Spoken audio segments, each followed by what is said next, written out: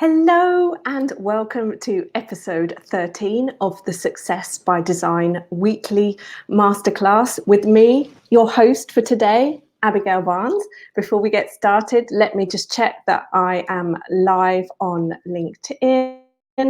And for those of you watching the replay, thank you so much. I hope you enjoy this week's masterclass. And for those of you catching up, or for those of you who are live with me, it's so awesome to have you here. Please leave any questions or comments in the chat as we go along. So before we get started, for those of you who don't know me and who don't know anything about what we're going to be talking about today. So my name is Abigail Barnes. As I said, I am the founder of Success by Design Training.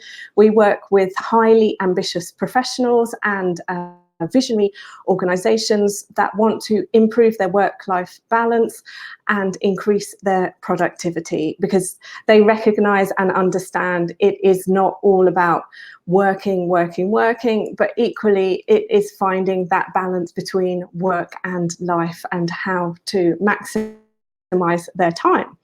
So today I am answering a question from somebody who is basically saying the same thing everybody says who I speak to. And this is, how do I find the time to get more organized? I need to get more organized. That is my biggest problem. But how do I actually find the time to get more organized? And maybe you can identify with this too. So I'm slightly nervous about this week's masterclass because I feel like in order to do you justice, we need to have a little bit of real talk, because otherwise what I'm going to be talking to you about is just hypothetical.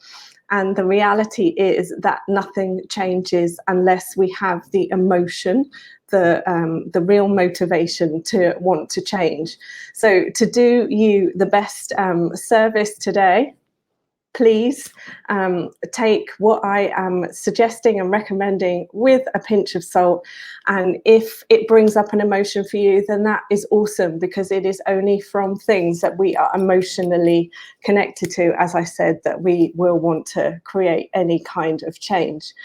So the first thing that we need to understand when it comes to how do I find time to get organized is, you have the same 24 hours as your colleagues, as your friends, as the person next to you, as the person you work next to, as the person you work for, as the person you work with, as the people who you admire on TV, in society, etc., etc. So everybody has the same foundation. The difference is, people are doing different things with their 24 hours, and what they do gets them the results. So if you want to find time to get organized, you're going to have to understand what it is that other people are doing with their time in order to be organized. So in this session, I want to give you 3 things that you can try to help you, and let me know in the comments, let me know after. I would love to hear from you about how you find this and what it is that actually changed in order for you to do it. So the first thing to really understand is, you get what you prioritize, you get what you focus on, and you create what you believe. So if you believe you don't have enough time, then nothing is ever going to change. So the first thing to think about when it comes to finding this time to getting organized is that this is your own time. This isn't anybody else's time. You are not searching to find out how much time someone else has. You are looking to see how much time you have. You know, I said this was going to be real talk, right? So be honest with yourself. Find out where you are wasting time. What are you doing on a daily basis? Who are you talking to? What are you looking at? What beliefs do you have that are stopping you, that are wasting your time? Because you have enough time. So number 1, it's your own time that you're wasting. The second thing is, it is actually your own life that you're stressing out. Nobody else is stressing you out. There are certain things that you're doing, that you're believing, that you're practicing, and you are doing these things on a daily, weekly, monthly basis that are creating the reality, the life that you actually have. So in order to change, you have to identify what you are doing that is causing you to stress out. And is it that you are, I don't know, checking your emails too much, saying yes to taking on too many extra activities, that your to-do list looks more like a shopping list and you are just not prioritizing? Or is it that you're not making the time? Because nothing changes until you actually take a different action. And here is the interesting thing. You can attend every training under the sun. You can read every single book. You can listen to every audio podcast, watch my weekly masterclasses, but nothing is going to change until you take an action. So from this, what can you do differently? Observe what you're doing that is getting you the current result and do the opposite. Like do a 360 on it, not a 360, because that will get you the same thing, a 180, and do the opposite and see what happens with this. Also, ask the people that you know who are really good at managing their time. What are they actually doing? And then the third thing is find something that motivates you. So one of the big things that works for me is I can do an activity in half an hour, in an hour, but if I don't have a hard deadline, if I don't have something that I need to do next, somewhere that I need to be, a meeting, it could take me as long as the amount of time that I have. So something I could do in 30 minutes could take me 4 hours if I don't have a deadline. So find a motivation, find something that will be a reward for you to work towards when it comes to this planning your time, finding the time to get organized, and use this motivation as inspiration, something that you are going to give yourself. So it might be that you say you're going to plan. This is a big tip, actually. If you want to find time to get organized, at the end of every evening, plan the following day. So look at your to-do list, look at what needs to be done, when it needs to be done by, what projects you're on, who you're working with, and make your to-do list for the next day the night before. So say, for argument's sake, you finish at 5. You start making your to-do list at 4:30. You go through everything. You understand what it is that you're going to do the next day. And I say to people, it is so useful to write things down physically.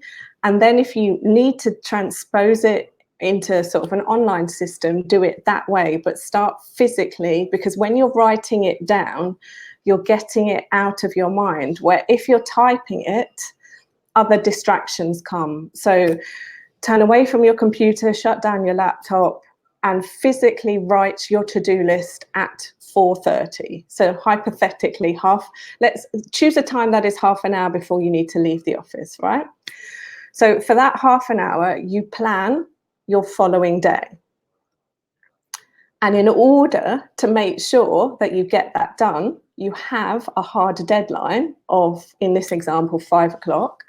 And at 5 o'clock, you are going to leave because you are either going to meet somebody, you are going to an exercise class, you are doing a hobby.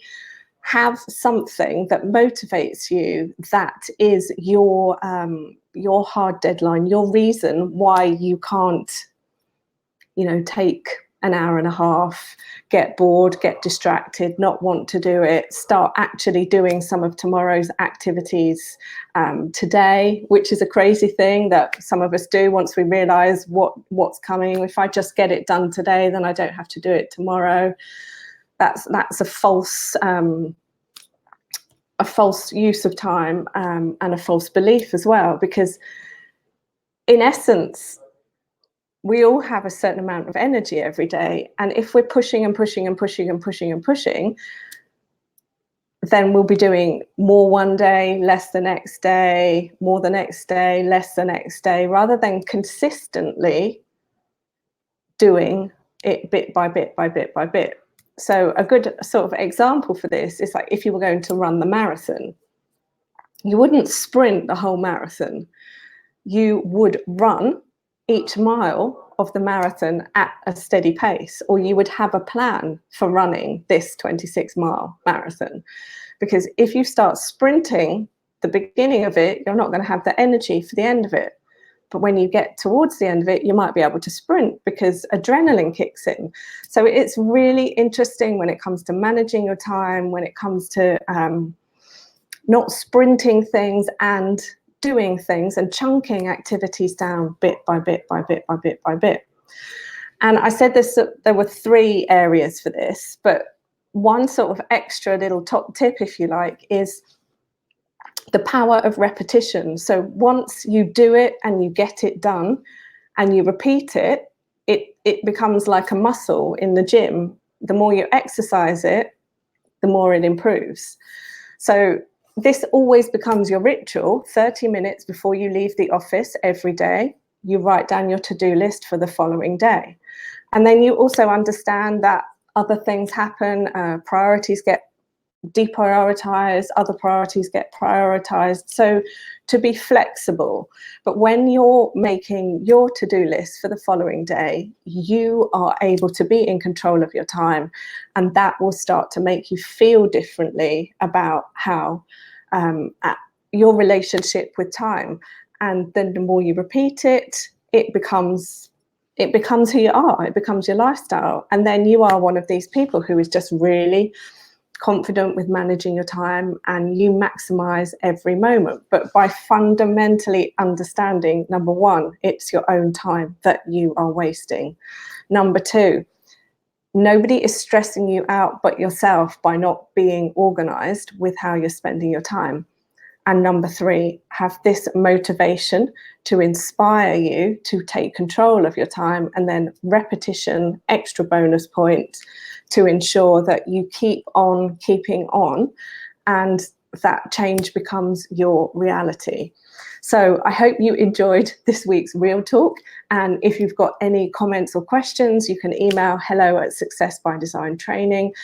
We've got coming up some interviews with a couple of people that I work with who are going to be teaching us 8-minute activities that we can do to fundamentally change our lives and our relationships with ourselves, to give us something back for ourselves. So I can't wait to share those with you over the coming weeks.